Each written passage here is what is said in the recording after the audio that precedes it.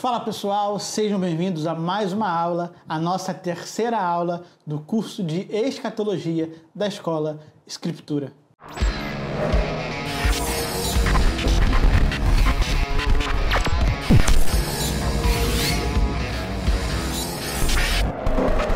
Então, hoje nós estamos aqui na nossa terceira aula do nosso curso de Escatologia e hoje nós vamos dar continuidade naquilo que nós paramos de falar, na segunda aula, que é sobre alguns princípios básicos que precisamos entender, para ser mais objetivo, 3 princípios para que nós possamos estudar escatologia de maneira mais centrada.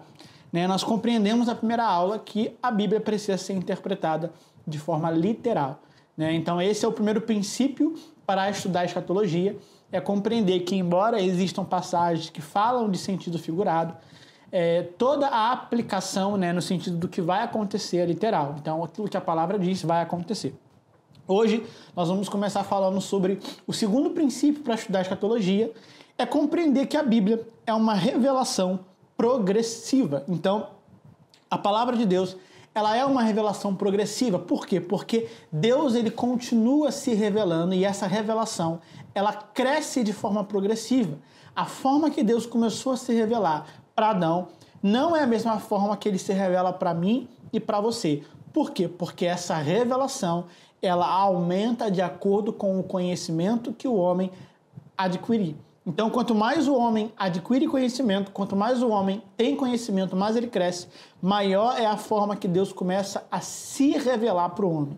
E isso na Bíblia nós vamos chamar de dispensação, Porque, na verdade, a revelação progressiva, ela vem através das dispensações diferentes que existiram no decorrer da história. Então, Deus, ele vai tratar o homem de acordo com a dispensação que ele está liberando, está tornando disponível para que o homem conheça. Então, alguns teólogos odeiam essa palavra, a palavra dispensação, mas é muito fácil entender tudo isso, A palavra dispensação, de acordo com alguns tempos, ela foi deturpada no seu sentido original. E é por isso que a ideia que vem na mente para muitas pessoas quando nós falamos de dispensação é o tempo. Quando a gente fala de dispensação, muitas pessoas vão ligar com o tempo. Só que, como um relógio, só que não tem nada a ver com isso. Quando a gente fala de dispensação, a gente não está falando de um tempo, a gente não está falando de relógio. Não tem a ver com isso, não é isso que a Bíblia fala de dispensação. A palavra dispensação, ela vem de um significado que nada mais é do que Deus disponibilizando aquilo que o homem é capaz de suportar. Então Deus vai tornar algo disponível para o homem que o homem pode suportar, e aquilo que ele torna disponível é para que o homem possa usufruir, para que o homem possa ter acesso. Então Deus, ele sempre vai nos dar aquilo que está totalmente ligado e de acordo com a nossa maturidade de conhecimento.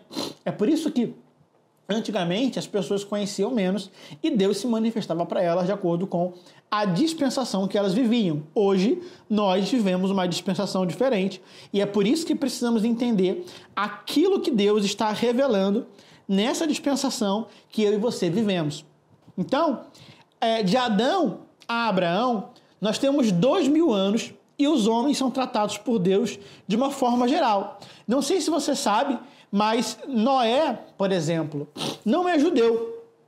Noé, ele é tataravô de Abraão, ele não era do povo da aliança, Ele faz parte do povo de Deus, mas não da aliança que Deus estabeleceu a partir de Abraão, porque a partir de Abraão, uma dispensação nova foi liberada. E é isso que eu e você precisamos entender quando estamos estudando escatologia.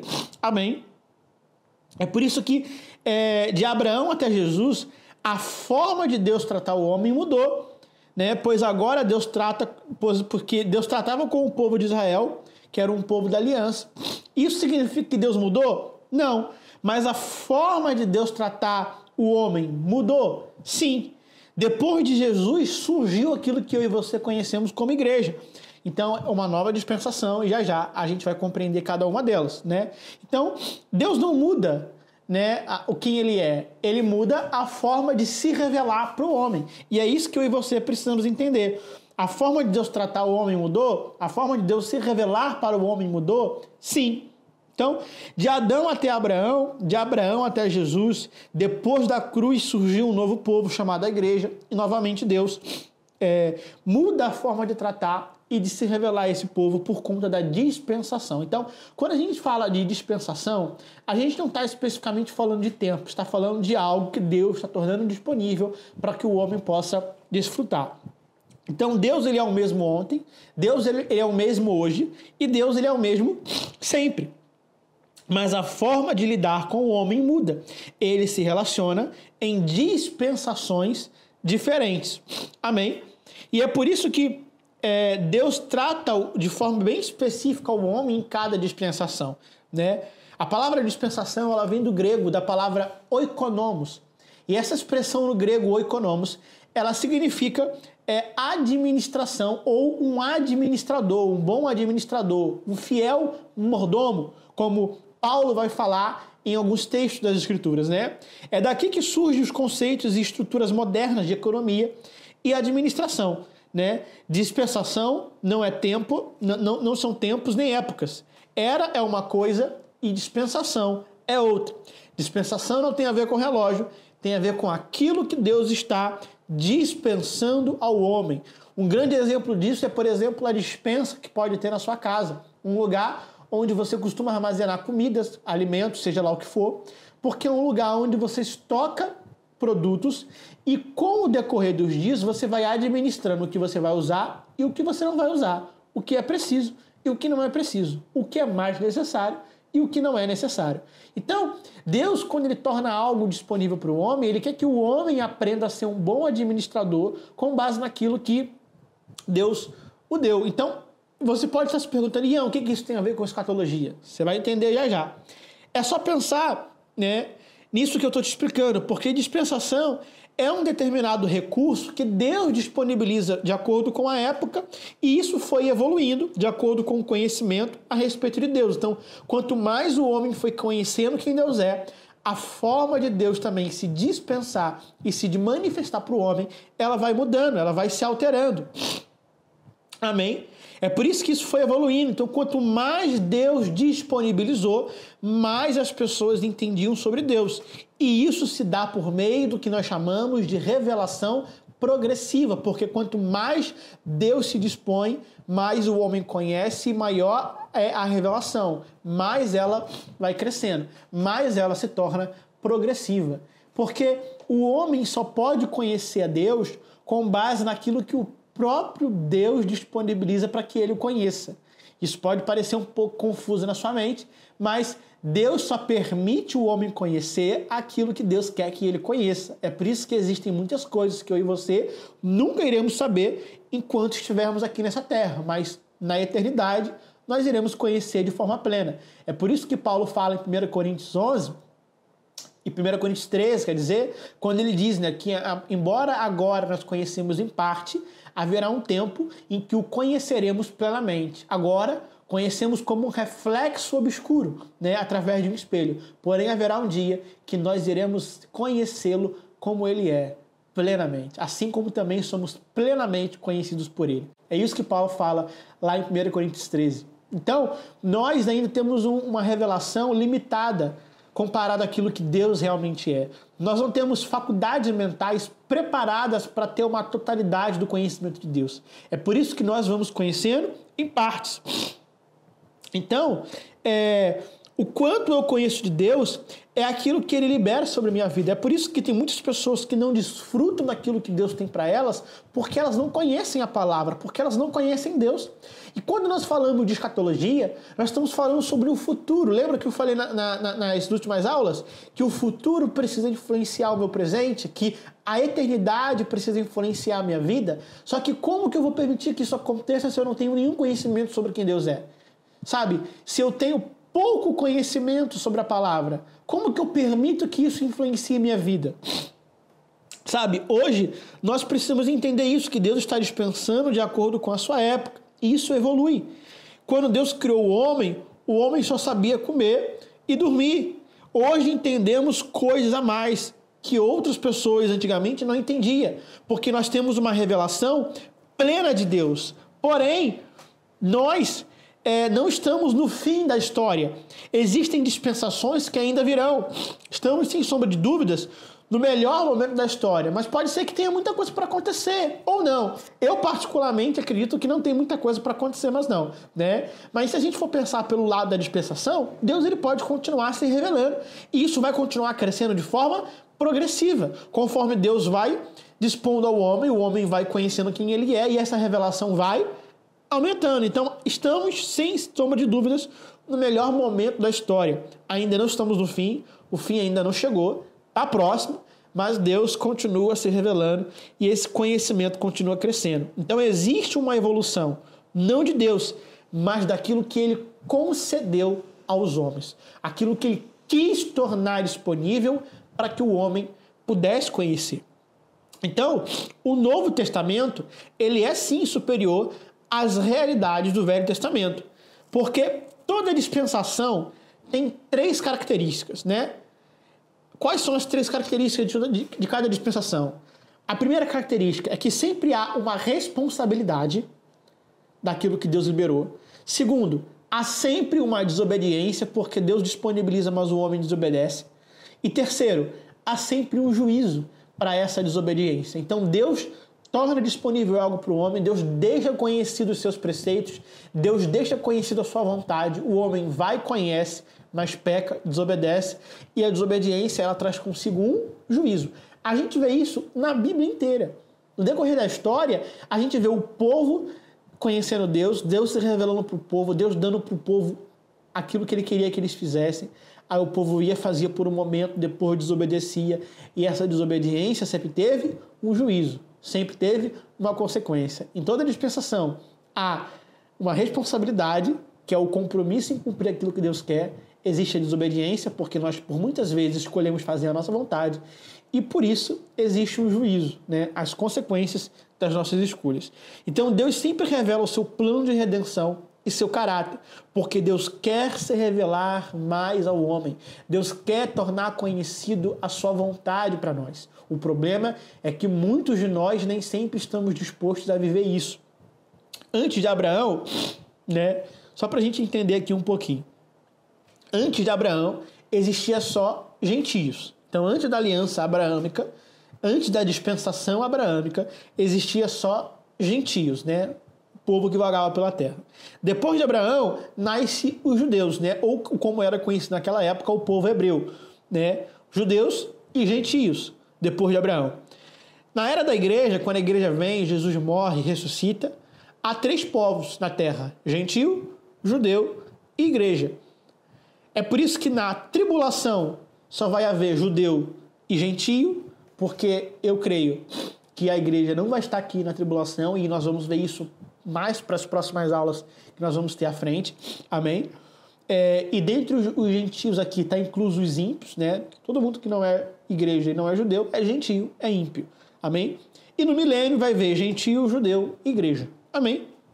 Então, existem no total 7 dispensações, né? Existe a primeira dispensação, que é a dispensação da inocência, da criação. A segunda, a dispensação da consciência do pecado, né? A da inocência, quando Deus cria Adão e Eva, a criação. Segunda, a dispensação da consciência, quando o homem teve consciência do pecado. A partir dali, coisas novas foram liberadas para o homem.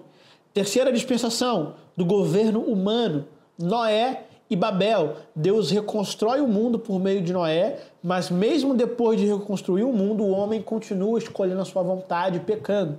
Então, Deus ali, na terceira dispensação do governo humano, é quando Deus começa a instituir novas ordens a partir de Noé, né, e ali da Torre de Babel. Gênesis do 6 até o capítulo 10, capítulo 11. Depois, a quarta dispensação é a dispensação da promessa, né, dos patriarcas, Abraão, Isaac, Jacó. Logo depois, vem Êxodo, né, a dispensação da lei, através de Moisés. Deus, lá no Monte Sinai, dá os 10 mandamentos, né, depois dá mais 603 ordenanças. Então, Deus ali institui mais uma nova dispensação, com base no que ele queria que o homem fizesse, dá uma responsabilidade. Nós conhecemos a história, o homem desobedece, juízo é dado para o povo de Israel, né? Então aqui é a dispensação da lei. Quando Jesus vem, morre e ressuscita, se inicia a dispensação que eu e você vivemos até hoje. A sexta dispensação, a dispensação da graça. A era da igreja, o mistério que estava oculto, mas que foi revelado a nós. E vamos ver isso também um pouco mais para frente. A última dispensação que iremos viver, com base nisso que nós cremos, é a dispensação do milênio, quando no milênio, depois da tribulação, Jesus vem com a igreja e governa por 1000 anos com a igreja e com o povo que vai estar na terra, que vai escapar da tribulação, e ali uma nova dispensação, é liberada para que o homem desfrute. Então, o foco de entender as dispensações é porque houve uma revelação progressiva. Amém? Deus foi se revelando para o homem com o decorrer do tempo. A igreja, ela está num nível de revelação que ninguém no Velho Testamento viveu. Hoje, eu e você, desde o momento que Jesus morreu e ressuscitou, e de lá até hoje, muita coisa aconteceu. E essa revelação, ela foi aumentando. E nessa dispensação, nós temos o Espírito Santo habitando dentro de nós. A presença de Deus dentro, esse Espírito Santo nos guiando a entender a verdade, como diz João 16,13, que ele é o Espírito da verdade que nos guia a toda verdade. Então nós temos hoje algo que ninguém viveu antes. Nós temos uma totalidade de entender as Escrituras, porque nós temos o Espírito Santo não somente sobre, mas dentro. Uma dispensação onde essa revelação ela cresce cada vez mais. É por isso que nós precisamos a cada dia buscar pelo estudo da escatologia, compreender o quão é importante viver tudo aquilo que Deus prometeu e tudo aquilo que Deus está reservando para cada um de nós. Porque na futura dispensação, nós não precisaremos do Espírito, porque nós o veremos como Ele é, com o corpo totalmente glorificado. No milênio, eu e você como igreja estaremos glorificados, estaremos vivendo todas as realidades da eternidade, que já podemos desfrutar agora, mas futuramente, de uma forma muito mais plena e muito mais total. Então, esse é o segundo princípio para estudar a escatologia, é compreender que a revelação ela é progressiva. E o terceiro princípio é compreender que existem 3 grupos de pessoas que a Bíblia sempre vai tratar diretamente com elas. Quando eu estudo a Bíblia, eu preciso entender que a Bíblia é uma mensagem escrita e toda mensagem tem um destinatário, tem uma pessoa que está recebendo essa mensagem. Então, existem 3 grupos de pessoas que a Bíblia sempre vai falar. Lá em 1 Coríntios 10:32 vai dizer assim: não se torne motivo de tropeço nem para judeus, nem para gregos e nem para a igreja de Deus. Então ele fala, não se torne motivo de tropeço para judeu, para grego, nem para a igreja. Judeu, o grego aqui é o que nós conhecemos como gentios e a igreja. Então, os 3 povos que existem são judeus, gentios e a igreja. Judeus porque são descendentes naturais de Abraão, de Isaac e de Jacó, de Israel, são hebreus, de descendência biológica e natural. Existem gentios, que são todos aqueles que não são descendentes naturais de Abraão, São as outras nações da terra, por exemplo, descendentes do filho de Abraão, de Ismael, que não fez parte da aliança de Deus, não fez parte da mesma aliança que Deus estabeleceu com Isaac. É muito comum você ver na Bíblia a palavra nações. Então, sempre que você fala de gentios, estamos falando das nações da terra, de outros povos que não são povo da aliança, que estão por aí na terra, que também nós conhecemos e chamamos de ímpios, aqueles que não vivem a vontade de Deus e vivem a sua própria vontade. O brasileiro, por exemplo, o espanhol, todas as nações que não são israelitas são consideradas nações gentílicas, porque são povos que não viveram e não vieram de uma descendência natural de Abraão, de Israel, do povo hebreu, o povo da aliança. E a igreja é todo aquele que é nascido de novo a partir do momento que tem uma vida com Cristo. Então, se o judeu se converte, ele deixa de ser judeu pela ótica espiritual e ele se torna igreja. Se o gentio se converte, ele deixa de ser gentio e se torna igreja. Então, a partir do novo nascimento, tanto judeu como gentio se torna a igreja.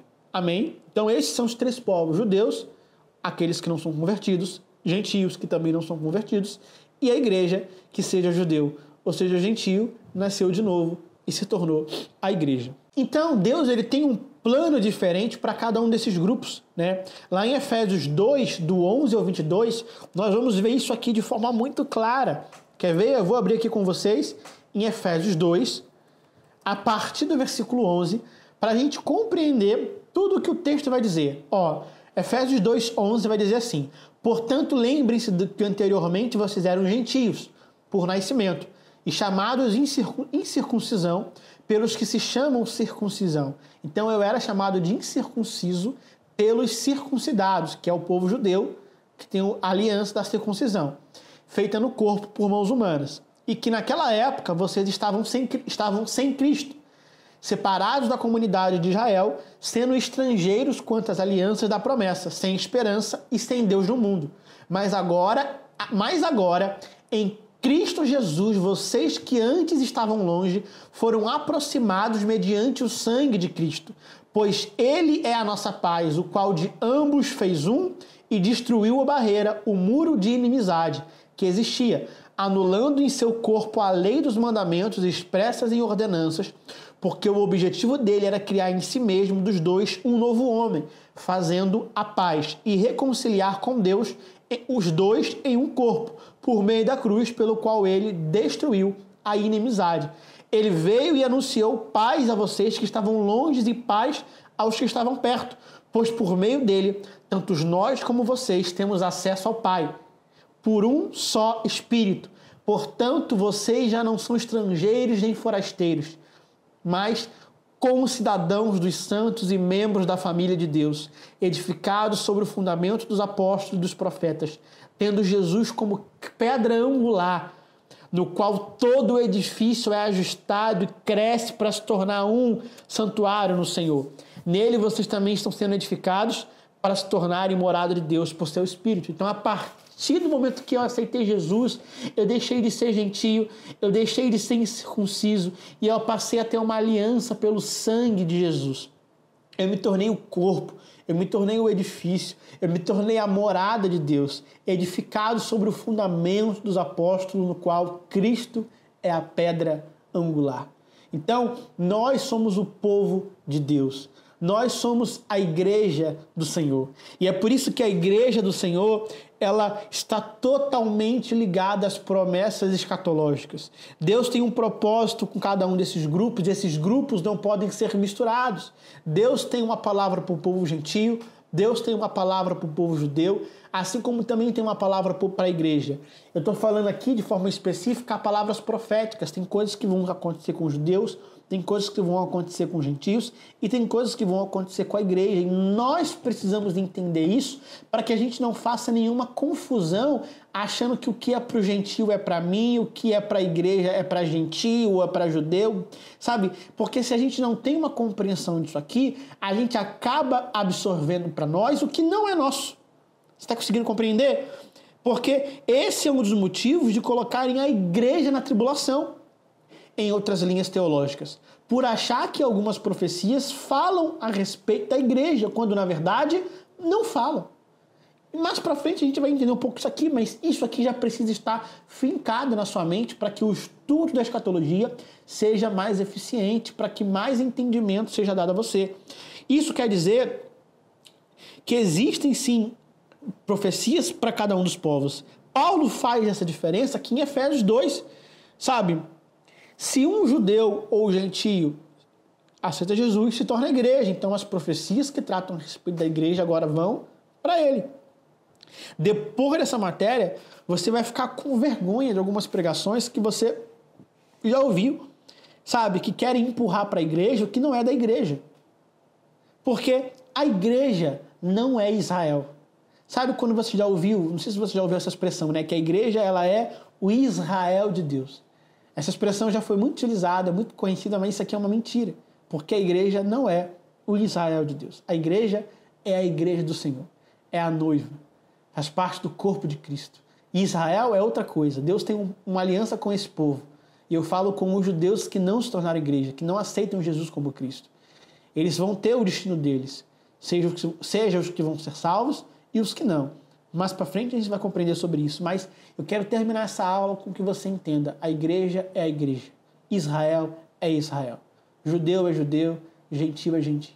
Cada povo tem a sua aliança, cada povo tem as suas promessas, e nós precisamos entender isso aqui de forma clara para que nós possamos continuar crescendo no nosso estudo de escatologia.